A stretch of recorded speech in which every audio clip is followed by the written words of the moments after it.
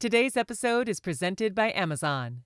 Across Europe, businesses are growing with the AWS cloud to build innovative, scalable products.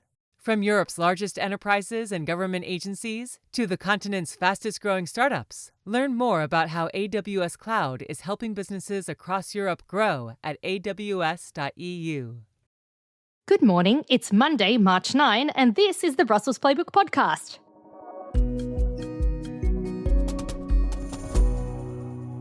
The vibe in Brussels today is irritated. At least that's the feeling we're getting from the diplomats, EU officials and lawmakers we've spoken to over the past week, who are frustrated by what they describe as an overreach by European Commission President Ursula von der Leyen in response to the war in Iran. Also on the pod, ministers are sitting down in Brussels to discuss the continent's housing crisis, and a slew of public transport hiccups in Brussels could make life more difficult for those who commute. But what else is new? With me today, it's Nick Vinocur, Politico's chief foreign affairs correspondent. Hey Nick, how's your weekend been? It's been good so far. I'm back in the gym, Zoya, so watch out. Oh, and it's not even a New Year's resolution. I love that. New spring cleaning for the body. Well done. We're getting ready for the summer. The summer bod, it's happening, guys. I was moving all weekend, Nick, so I feel like that's almost as good as going to the gym. That's what I keep telling myself. You got your workout in. That's what counts. All right, Nick, let's get to our first story today. The Iran conflict is entering its second week. And last night we actually heard there's a new Iranian supreme leader. It's Mujtaba Khamenei, the son of Ali Khamenei, who was killed by the US and Israel in their strikes at the start of this war.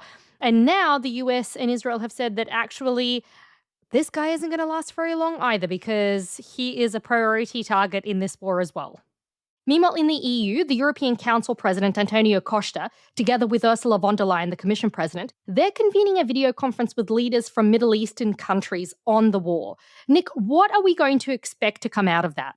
I think we're going to see more expressions of solidarity, of support for the Middle Eastern countries. Let's remember that we have defense cooperation agreements between a lot of EU states and the Gulf states, and there's an overarching agreement of cooperation between the EU and the GCC, the Gulf Cooperation Council. So just kind of more support. And there is a pressing issue on the table, which is EU citizens stuck in those countries and discussions about how to get them back to their homes in the EU.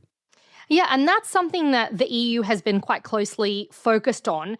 But there has also been a little bit of freelancing, perhaps, in the eyes of certain diplomats from Commission President von der Leyen. Nick, you've got a story out today about the irritation that some EU governments are feeling over how she has approached the conflict. What have you found out?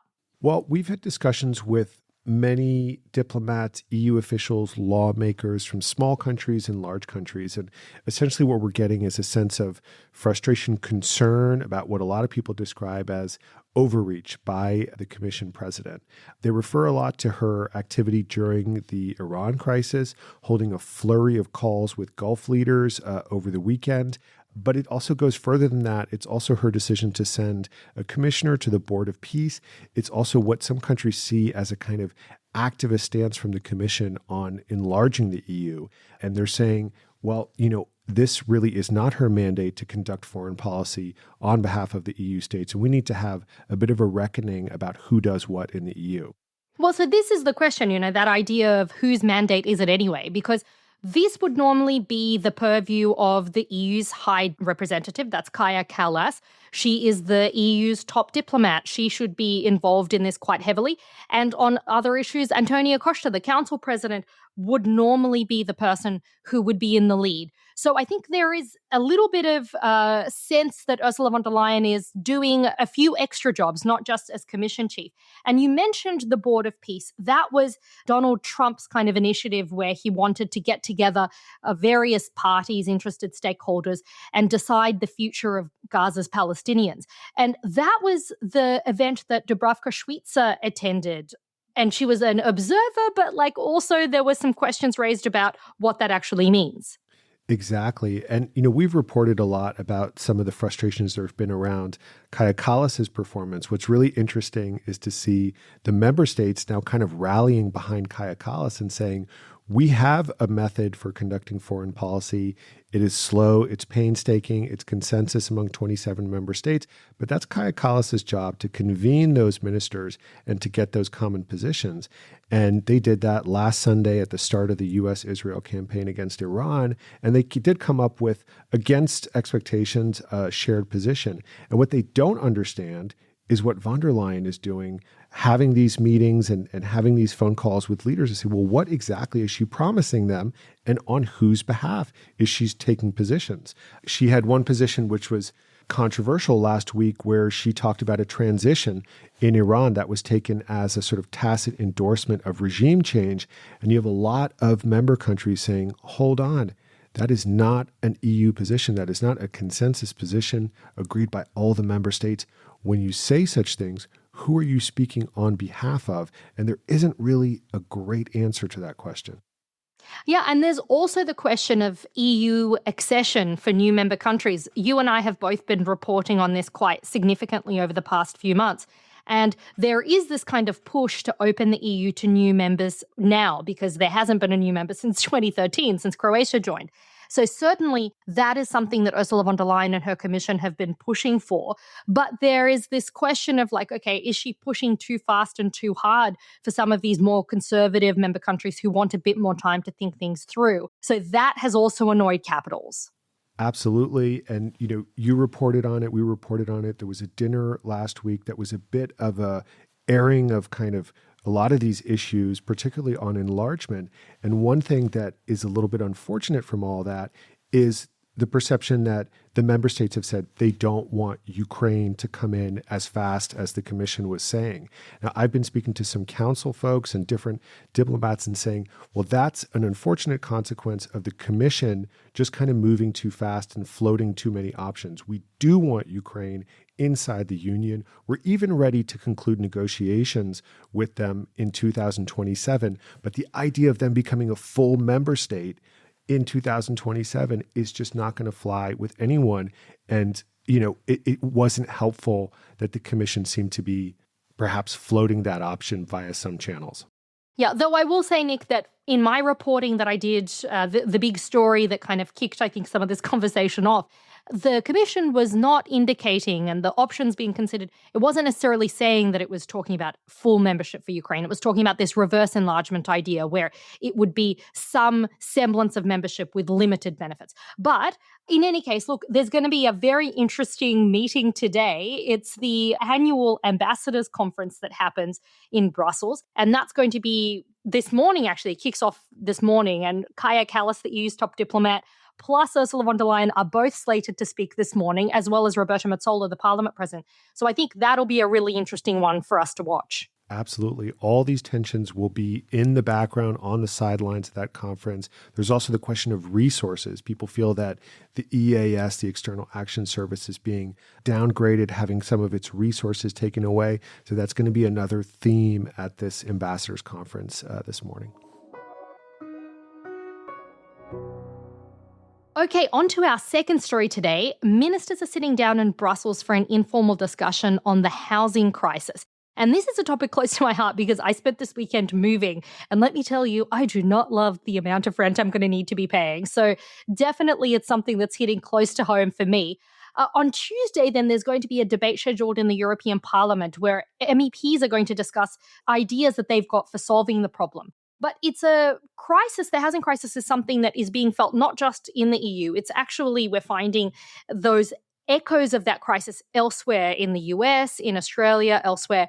So it is a big one. Nick, what is this all about? What is the EU's idea for how to solve this? Yeah. And, this is usually not an EU competence. This is usually not something the EU worries about it. I think the reason that we're seeing such mobilization is because this is a huge political driver. It seems to be behind so many trends with the far right and fringe groups being more popular is because of cost of living and, of course, lack of affordable housing. So last year, Housing Commissioner Dan Jorgensen presented the bloc's first ever affordable housing plan. And he warned at the time, I'm respectfully telling decision makers all over Europe, either they take the housing problem seriously or they accept they'll have to hand over power to populists, making the connection right there. It's fueling support for the far right and far left. And Zoya, I know you've got some really interesting statistics about just how bad things are. Yeah, we've been doing a little research here at the Brussels Playbook podcast. We had a look at it, and there are some really shocking stats around housing affordability around Europe. So firstly, between 2010 and the second quarter of 2025, house prices in the EU increased by 60% and rents by 29%. And if you look at a place like Lisbon, for instance, Nick, you really get a sense of just how bad things are. So it's a question of how much income is spent on rent. And in places like Milan, Madrid, Barcelona, families spend over 70% of their income on rent. In Lisbon, it's 116%, Nick. That's higher rents than average salaries. It's quite an intense problem. That doesn't add up. And I'm not a math major, but it doesn't work. I don't think it takes mathematics to figure out that 116% is too many percent. Absolutely. And the problem is really significant in Brussels too. So in the EU capital, average rents now exceed €1,300 per month for apartments and €900 per month for studios.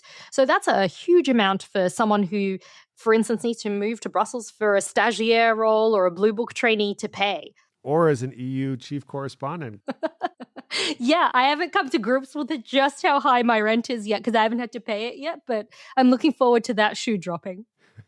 All right, Nick. Well, there's a few things that are on the agenda in terms of how to fix this problem. There's ideas about tracking speculation in the housing market. There's ideas about giving regional and local governments tools to rein in short-term rentals, which a lot of people say contribute to housing shortages. And, there's all sorts of things in the toolbox. But as you say, this is kind of uncharted territory for the EU. Indeed. Hey, Nick. Yeah. How do you get to work? I walk, usually, unless I'm very late, in which case it's an e-scooter. Well, it's good news for you, bad news for me, because I like to take the bus. There's been this revamp of the Schumann roundabout that's been happening. The construction is set to finally wrap up in the autumn, thank God, because let me tell you, walking through there is a bit of a nightmare at the moment. But there's a catch. Of course, there's a catch. The way that they've redesigned the roundabout, it favors walking and cycling, but that means it's not going to be accessible for buses. So the deviations on the various bus routes are actually here to stay forever, Nick. Terrible news for bus riders, or is it? Well, I don't know. It's a terrible news for me because I am directionally challenged. And every time the bus goes a different direction to what Google tells me it's meant to go, I panic and think that I have no idea how I'm going to get anywhere. But actually, that's not the only thing that's happening, Nick, because there was meant to be this beautiful steel canopy showstopper at the roundabout that they were going to spend €13 million on. I was very excited about that. What happened? Well, turns out 13 million is just a few too many million for a beautiful steel canopy because that's on the chopping block, Nick. It's gone. It's out. It's dead. No more steel canopy. That is a bummer. I do remember something about the Brussels government running out of money and having to ask the Commission to top it up. I guess that money didn't come through from the Commission. Maybe it didn't come through, or maybe they just decided there were better ways of using €13 million than a steel canopy, Nick. All right, but that's not all. We've got some other bummer transportation news for all of our listeners. Firstly, there's a big train strike that kicked off last night, and basically it's happening all the way through to Wednesday. So if you're a train traveler and you're thinking about commuting, well, you'd best seek alternative routes. Maybe a scooter. I don't know how far a scooter is going to take you, Nick. What's the furthest you've ever traveled on a scooter? Well, it kind of stops abruptly once you get out of city limits. So I've discovered that a few times. I've taken it to the furthest reach of mankind, basically, as far as you can take it. Tavern, essentially. The limits of the known universe. Well, that's going to not be an option then. So those folks who catch the trains, beware. Not to mention people on Thursday, it's a full-on general strike. So all public transport is going to be affected then. But we'll remind you of that again later in the week. All right, Nick, well, we're almost done with today's episode, but before we go, I've been getting some emails from listeners about a phrase I used the other day. It was, I'm not here to put socks on a centipede. Apparently it's an Aussieism. Nick, do you know what it means? Literally never heard that before in my life. I was just trying to say I don't want to waste any time because it would take a really long time to put socks on a centipede. Do you have a good American or Swedish idiom that you love? Let's not split hairs. There's one in French which is, I can't say on this podcast, but is essentially the same meaning, about doing a certain act to flies. Oh, there's an Australian version. So I did the G-rated version of my idiom, but there is an Australian version which I suspect is exactly the same, but we use spiders because that's the Australianism of it all. Well, listen, I'd love to hear from our listeners. What is your favorite idiom from home? Have you got a really good one? I just love idioms. So any kind of cool, regional, non-translatable ones, please let me know. There's a great one in Ukrainian that I quite love. It's "don't put pasta on my ears," which is to say, don't try to bamboozle me. That's a good one from my Ukrainian friends. All right, folks, well, leave us a voice note, send us a text message on our WhatsApp number. That's in the show notes, as it always is. Please do review us. That's how people know how to find us, and that spreads the word about the Brussels Playbook podcast. And we'll speak to you tomorrow. Thanks for having me, Zoya.